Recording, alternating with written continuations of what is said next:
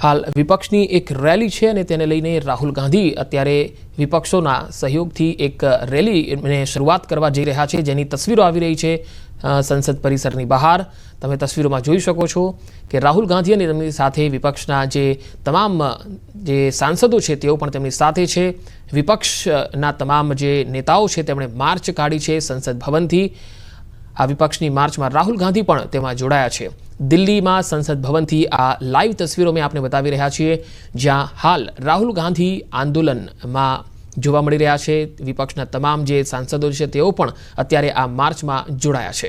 મુદ્દા અનેક છે, જેમાં એસઆઈઆરનો એક મુદ્દો છે એ તો છે જ, જેમાં બિહારમાં એસઆઈઆરનો જે મુદ્દો ઘણો ગાજ્યો હતો ચૂંટણીને લઈને અને ચૂંટણી પંચને લઈને પણ આ મુદ્દો ગાજ્યો હતો.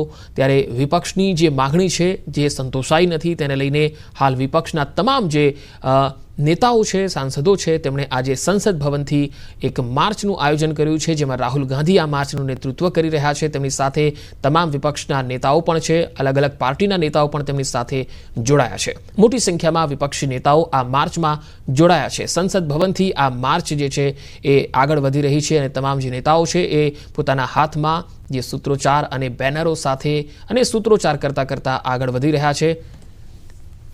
ચૂંટણી પંચ સુધી, સંસદ ભવનથી ચૂંટણી પંચ સુધી વિપક્ષની આ માર્ચનું આયોજન કરાયું છે.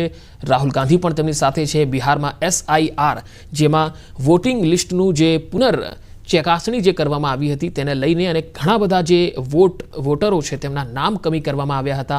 આ મુદ્દો જે છે એ એક પેચીદો બન્યો હતો અને વિપક્ષોએ આ મુદ્દાને ઉઠાવ્યો હતો. ચૂંટણી પંચ ઉપર ઘણા આરોપો પણ લગાવ્યા હતા બિહારની ચૂંટણીને લઈને, અને ચૂંટણી પંચની કામગીરીને લઈને પણ તેમણે શંકા પેદા કરી હતી, આરોપ લગાવ્યા હતા.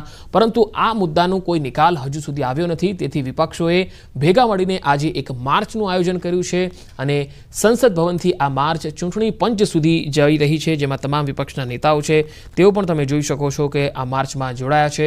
તેમના હાથમાં બેરિકેડ છે, કેટલાક વ્યક્તિઓના હાથમાં જે પેમ્ફલેટો પણ છે, સૂત્રોચ્ચાર છે, અને જે મુદ્દા છે જે સરકાર સમક્ષ ઉકેલાયા નથી એ મુદ્દાઓ પણ તેમના હાથમાં લઈને તેઓ જતા જોવા મળી રહ્યા છે. જેમાં મેઇન મુદ્દો જે છે એ એસઆઈઆર, જે બિહારમાં ચૂંટણીને લઈને ચૂંટણી પંચની જે કામગીરી છે તેને લઈને આ કરવામાં આવ્યો છે, જેના વિશેષ ગહન પુનઃ નિરીક્ષણ એસઆઈઆર જે છે એનું ફૂલ ફોર્મ એ થાય છે, જેમાં બિહારમાં મતદાતાઓની જે લિસ્ટ છે એમાં પુનઃ નિરીક્ષણ કરવામાં આવ્યું અને તેમાં ઘણા બધા વોટરો જે છે એમના નામ કમી થયા. મતદાતાઓ સાથે ધોખાધડી એટલે કે છેતરપિંડી કરી હોવાના આરોપો તેમણે લગાવ્યા છે અને સાથે સાથે તેમણે આ માર્ચનું આયોજન કરતી વખતે અનેક ગંભીર આક્ષેપો પણ કર્યા છે. ચૂંટણી પંચની મનસા સામે પણ આક્ષેપો કર્યા છે.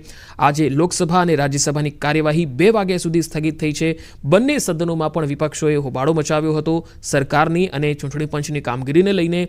બહાર પણ અત્યારે ગતિરોધ જોવા મળી રહ્યો છે, તો સંસદ ભવનની અંદર પણ આજે ગતિરોધ જોવા મળ્યો. બંને ગૃહો આજે બપોરે 2 વાગ્યા સુધી છે એ સ્થગિત રહ્યા છે. ત્યારે રાહુલ ગાંધીની આગેવાનીમાં હાલ જે માર્ચ થઈ રહી છે એ ચૂંટણી પંચ સુધી છે. વોટ ચોરી અને એસઆઈઆર જે બિહારમાં ચાલી રહ્યું છે તેને લઈને વિપક્ષો જે છે એ એક જોવા મળી રહ્યા છે.